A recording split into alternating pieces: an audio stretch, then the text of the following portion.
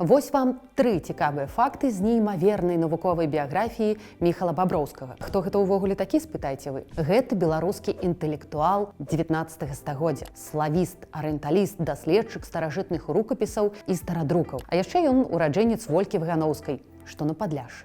Факт першы. Міхал Баброўскі быў сапраўдным шукалікам скарбаў. Некалькі гадоў ён правёў у падарожжах па Еўропе, працуючы ў мясцовых бібліятэках, шукаючы там і апісваючы кнігі славянскага паходжання. Але галоўную сваю знаходку ён зрабіў у Супраслі. У бібліятэцы Дабравешчынскага манастыра ён адшукаў адзін з самых старажытных помнікаў славянскага пісьменства – супральскі рукапіс 11 стагоддзя. Факт другі. Баброўскага называюць адным з пачынальнікаў скарыназнаўства.